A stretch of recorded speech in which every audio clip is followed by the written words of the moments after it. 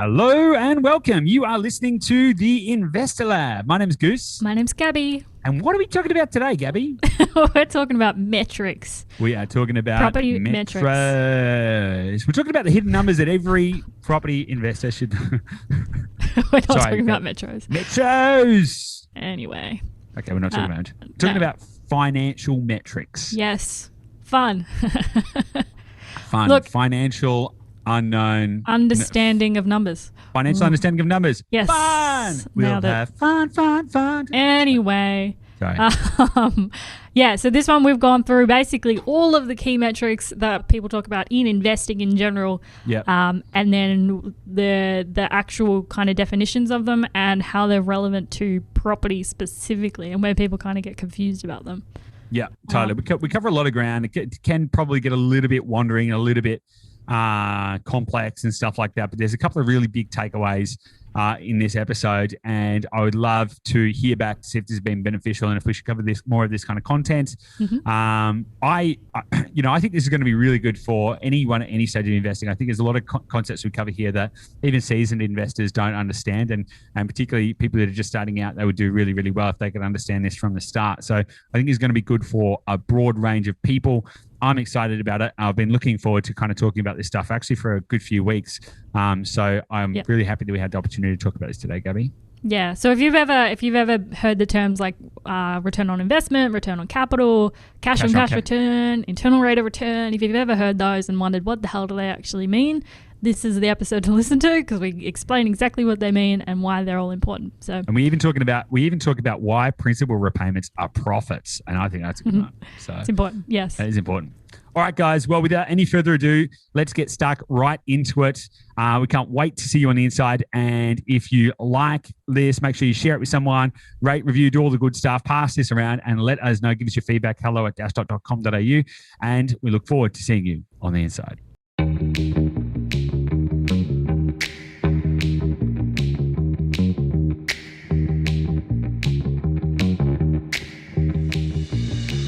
Hey guys, welcome back to the Investor Lab. You're joining Goose and Gabby. Gabby, how are you?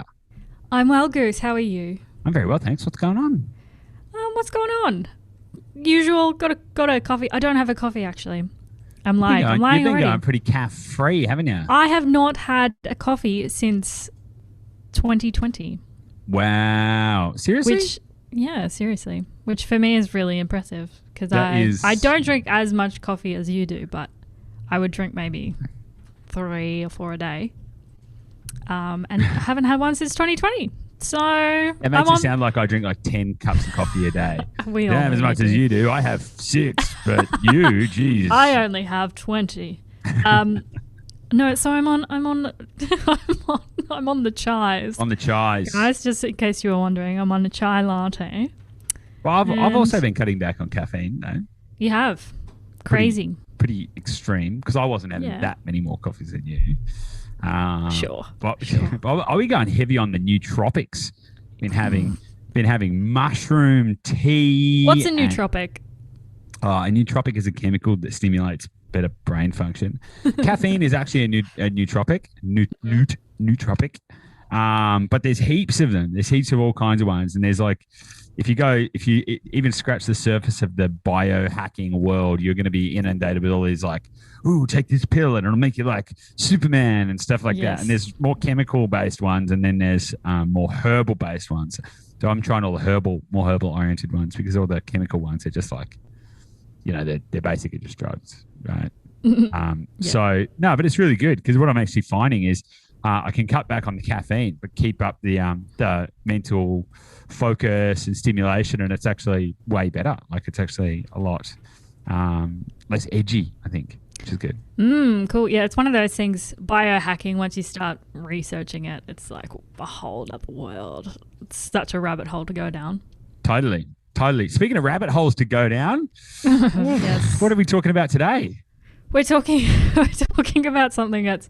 Look, we've been actually chatting about this for the last hour or so, trying to wrap our heads around all these different metrics that people talk about in the property world, in the investing world, and how bloody confusing they are. Yep. Because they all kind of mean slightly similar things and people use them interchangeably, like they're have the same meaning.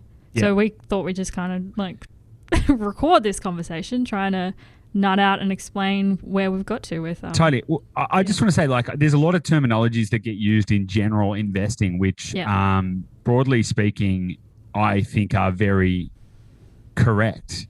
And I actually think that the way that most people talk about real estate is in many cases largely incorrect, because they'll use terminology which doesn't actually make sense. And also further to that, they don't necessarily aren't really paying attention to the numbers that actually give them a really good understanding of what's actually happening with their property portfolio, what's actually happening with their money more specifically, right? Because real estate investing is no different to any investing in any other asset class in a sense, right? There are big differences between investing in real estate and investing in, say, shares, things like leverage and all of that kind of stuff.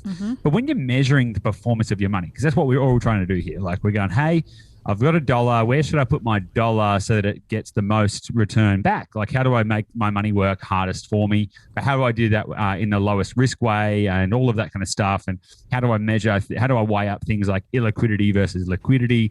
And how do I make better decisions to help me progress in life and get further ahead? So this is what it's all about, right? Now, some very simple ways that we kind of get this wrong, like really simple ways, is when we just talk about growth. And people can say, oh, well, the average growth rate of property is about 6.8% over the last 30 years. And the average growth rate in shares is about, it's about 7%. Well, they're basically the same. Incorrect, like wildly incorrect. Wrong answer. Unless, of course, you're paying for properties in cash, right? Yep. So if you pay for a property in cash and you have no leverage on it, then okay, right, there's more direct correlations between housing and shares. But the simple fact of the matter is that if you're an intelligent investor, you're considering the efficient use of capital. You're considering what the efficiency ratio is of the money that you have and how better you can use it, and that's probably going to involve leverage, right? And so what that does is then transforms the relationship between the performance of your dollar versus the performance of the asset. So there's a lot of stuff that I think people don't consider. They just go, how much is it going to grow by? What's the growth rate? But they're not actually thinking about things like, well, what's my return on capital? And what's my internal rate of return? And what is the gross yield, or what is the gross operating income? What is the net yield? In fact, what is my cash on cash return? Okay, I think if I had to pick out a couple of things I really wish people paid a lot more attention to, it'd be return on capital or return on investment. And we can dig into that a little bit. Cash on cash return, I think that's huge, right? I think that's immense. And I think gross profits, right? I think we should talk about profits a lot as well. So, but there's a lot of really interesting stuff when you start going, okay, what do all these terms mean? And if we actually look at the way people talk about real estate, some of the terminology we use just doesn't even make sense. Yeah, interesting. Yeah, and I think with all of this, like you kind of touched on it before, but particularly people listening to this show, we've got a bias towards real estate, but it ultimately is like we're investing, right? This is what this game is about. So I'm really understanding each of these metrics and considering that it's helping you to make better decisions. It's helping you to go, okay, I'm actually putting my money into an investment vehicle. How is this vehicle going to be better than another vehicle? Because obviously we speak with people who are already like determined, they're sold on real estate and they want to buy an asset. So the conversation is more about which property do I buy, right? Rather than do I buy property at all? Yeah, totally. Yeah. But even in that, like you can have the most property, like, property, woo, property, yay. But they're still thinking about the wrong numbers and not really understanding what that means for them. You know? Okay, so where do we start? Where do we start? Okay, so ultimately what I want to try and do out of this is I want to give people a better understanding of how their money's working for them, and so they can make better decisions about how they're distributing their capital, and then they can understand things like debt service coverage ratios and all of that kind of stuff to make better investing decisions. I would like to start with return on capital versus return on investment. Cool. I think that's a good starting spot. What do you think? Awesome. Yeah, let's start with ROI, because I think a lot of people, like, that's a really obvious high level investing term. Yeah. So when we say ROI, what do we mean? Well, that's a good question, because like, what do we mean colloquially, or what does it actually mean is probably the interesting thing. Like a lot of people say, oh, what's the ROI? But they don't really understand how they're measuring that. They're saying I've had people say to me, oh yeah, it depends on the ROI, but what they're really talking about is like, what is the net cash flow? Yeah.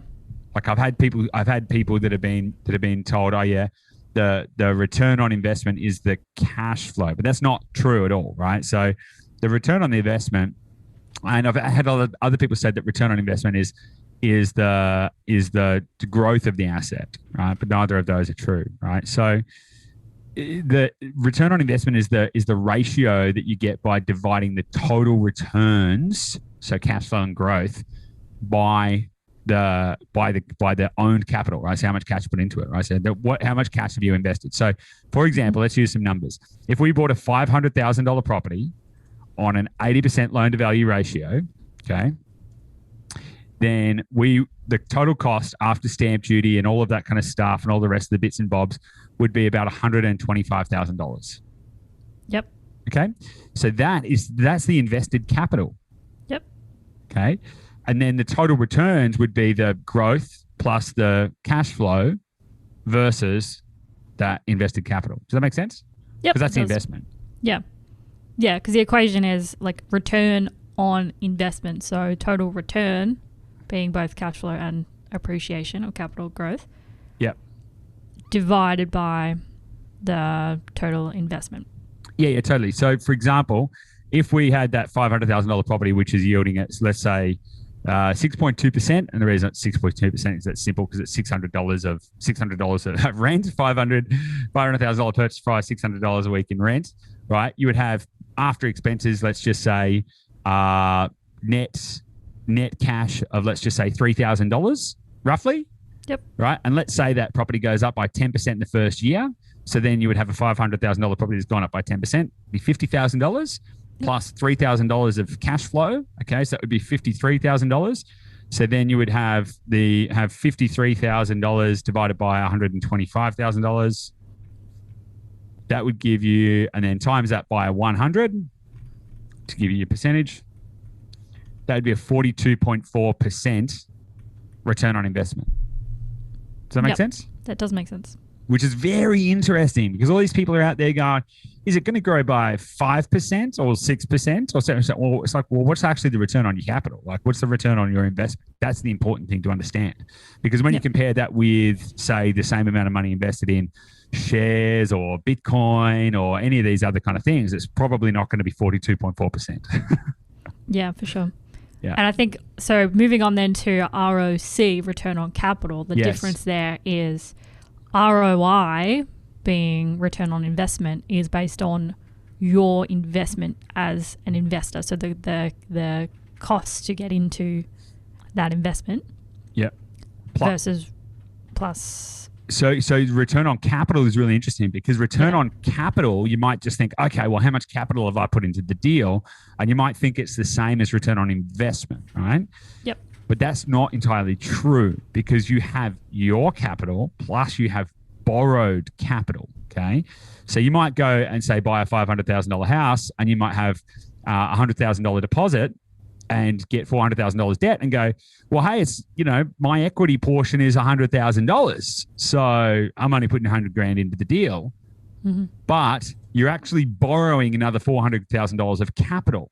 Okay. Because when you buy that from somebody else, guess what? Guess how much money they get? $500,000, of course, minus selling costs and whatever, but they get $500,000. They don't get $100,000 plus pixie dust.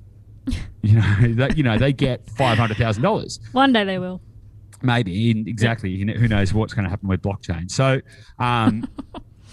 but the point of the matter is that you have your capital plus borrowed capital. It's all capital at the end of the day, and that's why return on capital is different, right? Because return on capital is the ratio you get by dividing the total returns by the totally invested capital. So there's debt and equity, okay, and cash flow, right? So it's the total returns. Total returns divided by the total debt and equity, and that's basically growth and cash flow divided by the purchase price, basically. Yeah. And so this is where, again, we talk about like property versus shares quite a bit, but this is where property differs from shares because you can get significantly good returns using leverage based like for a return on capital versus shares. Yeah, totally. And this is the interesting thing to consider when you're thinking about leverage, right? Because if you've got 50% leverage, so a 50% loan to value ratio, and you buy a property, you're going to get a lower return on investment than if you had 90% leverage. Yeah. And the simple fact of that is if the property price goes up by 10%, and in one scenario, you bought a $500,000 property, got $50,000 deposit in it, it goes up by 10%, right? It goes up by $50,000. Just forget about cash flow for a minute. You're going to have a 100% return on investment because you will have invested 50 grand, will have gone up in value by 50 grand, bada bing, 100%. If you have a 50% return, 50% loan to value ratio, so you have $250,000 in the deal, and then it goes up by 10%, so it goes up by $50,000, you're going to have, 20%, I think it is 20, 25, something like that, return on investment. So it's wildly different. And this is where you need to think about using leverage to your advantage. However, don't over leverage. You've got to consider your risk profile and all of those other variant factors, because of course, the more debt you have, the lower cash on cash return you have. So you've got to think about how that applies to your overarching investing strategy and how that all kind of works. But do you think that's clear what the difference between return on capital and return on investment is? Yep, I think it is. Yep. Yeah. And so I think it's critical that every investor is thinking about what is their return on investment in real terms, like profit and cash flow, profit being, the appreciation as well as the returns. I think it's critically important because that's how you can really measure the efficacy of how you're using your money, the efficient distribution of capital. For sure. So what about return on investment versus internal rate of return? Internal rate of return is an awesome metric to understand, but what's the difference? Why do you like internal rate of return? I like internal rate of return because it calculates the return on investment as well as time.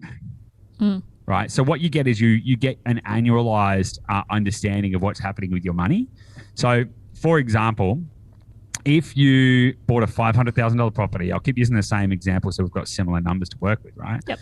If we bought a $500,000 property, and let's just say it went up by 35% over 5 years, which is not unreasonable at all, okay? And if let's just assume it's on an 80% loan to value ratio loan, then the return on investment over 5 years at a 6.2% yield plus a 35% growth rate would be a total cash return or a total profitability, let's put it that way, of about $236,150 roughly. All right. So that would be over a 5-year period would be 189, we'll call it 190% return on investment. Right. So you've put in 125 grand at the start, 5 years later, you've made 236,000, we'll call it that. That's about 190% return on investment, which is pretty awesome. But what's interesting is when you annualize the rate of return, then that gives you what the annualized average is across all of the years, which gives you an average total return rate of 37.8%. Cool. So it's a similar metric, but it's predominantly changes between time, where like ROI is the total end-to-end time of you holding that asset. Yeah. Versus internal rate of return is annually, how is this asset performing for me? Totally. I just realized something in that calculation I did. In the $236,000, I've also included selling costs, right? So that would be like if you sold it after capital gains and stuff, that would be your total return. So the actual total return would be higher than that. But the point of the conversation around return on investment versus internal rate of return, it gives you your annual rate, right? Because if you said, I'm going to invest in a property in year one, I'm going to put in 100 grand, 20 years later, you might have, I don't know, if you haven't touched it, if you haven't leveraged it, you could have, I don't know, a couple of 1,000% return on investment. And that's great. But what you really want to understand is what is the annual rate of return. And that allows you to assess the performance based against another basket of asset classes as well. Yep. And that also allows you to average your returns. So for example, if you get 10% growth one year, 5% growth another, 9% growth another, all of this kind of stuff, you can then start to average that, and that'll give you average rate of return, and that gives you a more consistent perspective on what the total returns are. So I actually really like it from a long-term performance metric, and also from a forecasting perspective, because if you can then go, hey, once we combine cash flow and growth and forecast this out for the next, say, 5 or 10 years, what do we expect that total return is going to be? Yep. And so because it's an annualized version of ROI, which ROI we determined is the total return, so in growth and cash flow over your investment, so not the leverage that you have, it's just your individual investment, acquisition costs and all that. So it's the total acquisition cost, so your investment, but then the return every year.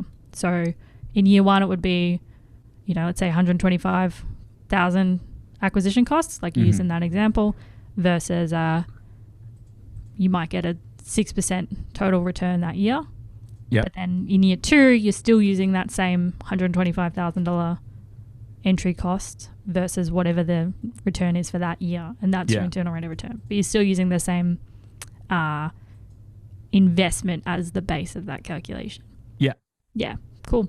Yeah, it's awesome, right? Okay, so we've covered return on capital, right, which is debt and equity, right, versus the performance. Return on investment is your invested capital versus the total performance.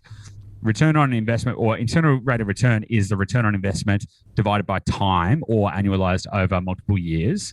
Yep. Okay, so let's talk about a few other things. That's kind of like, all right, how do we measure our total returns? What about cash flow? How can we measure that better? Because as I mentioned, some people, they talk about things like, oh, what's the return on investment? Is it like and really what they're saying is a net yield, which is just wildly incorrect. So how can people better understand cash flow as it relates to their investment?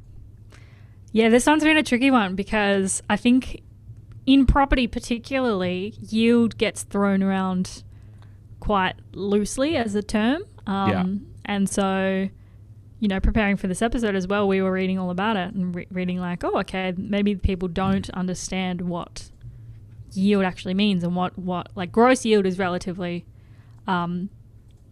people understand that commonly and people get that right. So that's what's gross yield? Just let's not gloss over it. So gross yield is the gross operating income, or said in plain English, the total amount of rent or revenue you're generating from the property versus the purchase price, right? So the total cost of the asset, so your capital, so borrowed and owned capital versus the revenue. That's the gross yield. What's the relationship between those two numbers? Okay. So people kind of understand that and they go, oh, yeah, what's the gross yield? What's the gross yield? Yeah, cool. And we get caught up with these gross yield numbers, but we never stop to think about, well, what happens after that? Like what happens about what's our net operating income? What's our net cash flow? How do we think about those kind of numbers? I think that's where a lot of people get lost. Yep. So how does net yield differ then? Well, net yield, it's interesting. Okay. Firstly, I think we're going to talk about net operating income. Yeah, cool. Right. Okay, and I'd love your perspective on this too, because it's a really interesting idea. Net operating income, technically, from a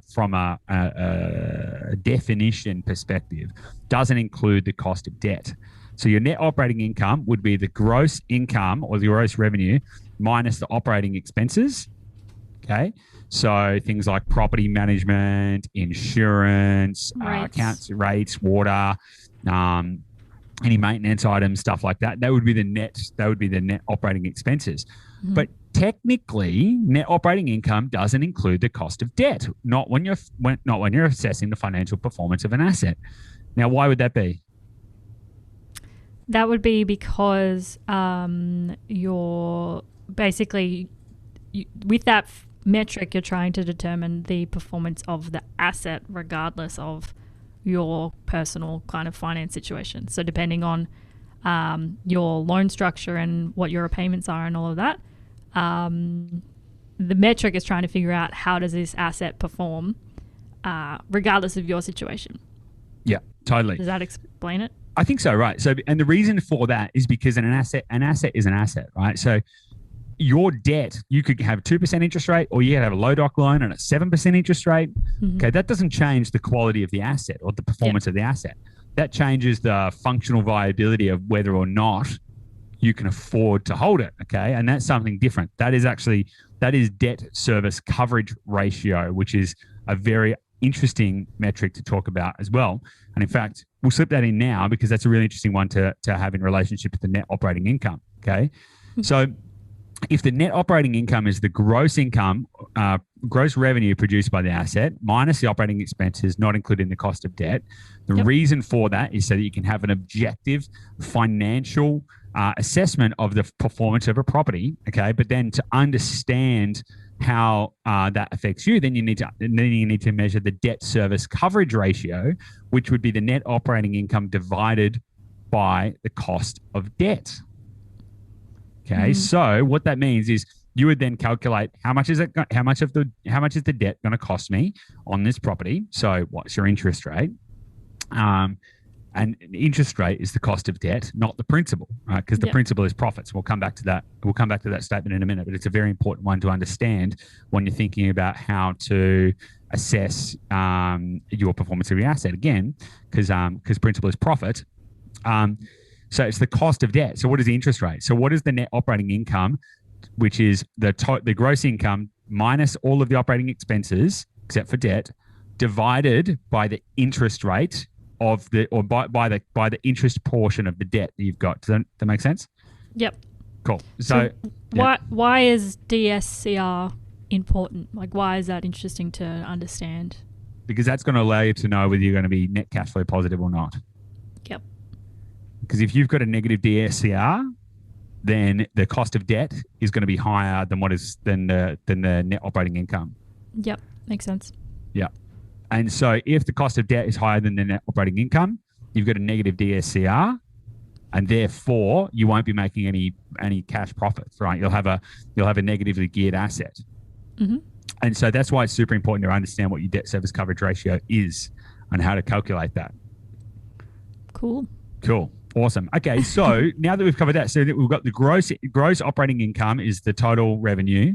And then the gross yield is the total revenue divided by the total cost of the asset, including debt. Then the net operating income is how much cash is left over after the expenses, not including debt. And then you've got the debt service coverage ratio, which is the net operating income divided by the cost of debt. Okay, which is really interesting. And then what you've actually got after, another metric that you've got is if you then include the net operating income and also include the cost of debt relative to your circumstances, then you get to net cash flow. Which is interesting. Which is interesting, right? Because that's ultimately, that's net yield. So you hear people talk about net yield. And this is the one that's kind of confused me the most. Because as we were saying, it shouldn't really take into consideration your personal financial situation. It should be a metric to show the performance of an asset. Versus net yield, we tend to think about it as net cash flow percentage rather than the proper definition of net yield, where it doesn't include your principal repayments. So in the way that we use it is it's your net operating income, but then minus the cost of the debt, so the interest repayments, but then also if you're paying down the principal, it would take into consider that, because the way that we use it, we like to figure out what is the net cash flow percentage that's left over from this asset for you as an investor. Whereas technically it shouldn't include principal repayments at all. Yeah. So I like to call it the fully net yield, right? Because technically net yield is the net operating income divided by the total cost of the asset. Okay. And that wouldn't include the cost of debt. Yes. Right. But that's not really by the true definition of how, what is the net. Some people call it net, and I call it fully net. Right. But what is the net of the net once you actually add back in the cost of debt as well, which is obviously a real cost. And this is how you then calculate the profitability or the cash flow of your asset. So then you would include the cost of debt into your operating expenses. So it'd be net operating expenses plus the cost of debt, not including principal payments. And that would give you your net cash flow, and that would then you would divide that net cash flow divided by the cost of the asset. Yeah, cost of the asset. So cost of equity plus debt. Yep. So then that would give you your net yield, which is pretty interesting. But that's very different from cash on cash return as well. How is it different? Well, this is a fascinating thing because everyone gets caught up in all of these kind of like generally top line numbers. What's the gross yield? What's the growth? But they don't think about things like what's the return on investment, what's the internal rate of return, and what's the cash on cash return. Okay, so if we took a $500,000 property, which was 6.2% gross yield, and if we then said it had net cash flow of $3,000. Okay. Yep. And if we said that we invested $125,000 into the asset, once we factored in stamp duty, cost of purchasing, all of these other kind of aspects, we would have 3,000 divided by 125,000 times 100. That would give us a 2.4% cash on cash return, which is pretty awesome. Like that is pretty good. That is how much cash flow you are getting in relation to the actual capital that you invested. So the cash on cash, or said in another way, cash on capital, cash on investment, COI, is another way to think about it. And so when you're thinking about how am I going to get my dollars to work well for me, you need to understand all of these things. Like a lot of that kind of stuff, like net operating income versus net yield versus blah, blah, blah. It's kind of like that's kind of technical kind of stuff. And it's really interesting to know. And it's really interesting to understand. But if you had to ask me, what are the two metrics that I would want to know in order to effectively assess whether or not I wanted to buy something, buy an investment, I'd measure it on two bases. What's the return on investment, or what's the expected return on investment? Like I'm putting in this much money, how much money am I going to get back? And what's the cash on cash return? Like that's the real, that's where it really washes up. Debt service coverage ratio, it's like, okay, well, am I going to be negatively geared or not? It's just am I going to produce more income than I'm going to use? Net operating income and all of that kind of stuff is like, okay, how does this asset stack up from a performance perspective? But I want to think about how does this affect me and what am I going to get out of it? If I'm going to put in $100,000 into an asset, what am I going to get back? What is the total return I'm going to get back? What percentage of that is going to be cash flow? And is that the most effective way that I can be using my money to get me to where I want to go? Yeah. And if we circle back to ROI, so if we look at ROI versus cash on cash, there's ROI based on your investment. So your cash investment is what we use in ROI, but that's on total return. So that's net cash flow plus capital growth or appreciation, whereas cash on cash return is your cash investment and the return just through cash flow. Cash flow, exactly. So that's where the difference is, where in ROI you're considering the growth of the asset in your total return there, whereas cash on cash is just the cash flow. Yeah. Now, let's loop back to something that we started touching on earlier, and that is the fact that principal payments are profits, not cost of debt. A lot of people say, but my mortgage repayments are so high. I'm paying principal and interest, and then it's costing me so much money. It's actually the interest component is the cost of debt. Yep. The principal component, that's profit, right? Because that is equity that you are putting back into the asset, right? That is cash flow that you are sacrificing in order to put money onto the balance sheet. Simple as that. So that is your owned equity. So what you're essentially saying, if you had, let me use the example of the $500,000 property yielding at 6.2% again. Let's assume an interest rate of 3% just to have a baseline. If it was interest only and we were not paying any principal down in year one, based on some preordained property management rates and insurance and all of this kind of stuff, the net cash flow would be $11,300 thereabouts, right? Mm-hmm. Now, if we decided to pay principal as well, the net cash would be about $3,000. So let's just say $11,000 minus $3,000, right? That's $8,000 of cash that we've decided to put back into the asset. So that's pure profit.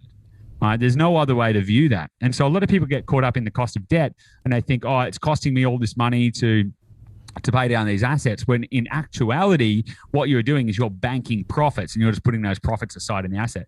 I think that's a real headbender for people to get their head around, because if you really think about it, the interest component on your investment is the tax deductible component, because that's an operating cost of your real estate business. And the principal payment is just pure profit. Okay, so then you can choose: do you want your profits to be in free cash flow, or do you want your profits to be on the balance sheet as equity? What do you think about that? Yeah, it's really cool. It's actually, I was thinking about how funny it is that how frequently we refer to like balance sheets and profit and loss statements to try and explain and wrap our heads around these kind of concepts. And we talk about it quite a lot between us. But for all the accountants in the room, you can picture like a balance sheet. There's like assets minus liabilities. Assets equals liabilities plus equity. So your liability would be your loan, so your debt that you have with the bank, so that when you're paying down the principal, you're basically reducing that loan, which means that your equity, your owner's equity portion is increasing. So that's kind of what you mean when you say paying down the principal is actually just profits, because it's your equity that's increasing.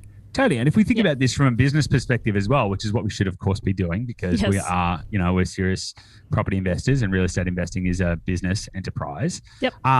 If we think about it like that, so there's different ways to run a business too. So you can have high growth, high equity businesses. They got very low cash flow. They're typically the ones that you need to go and raise a lot of capital for, right? Mm-hmm. They're typically ones where you need to get outside investment, do capital raises and all of that kind of stuff.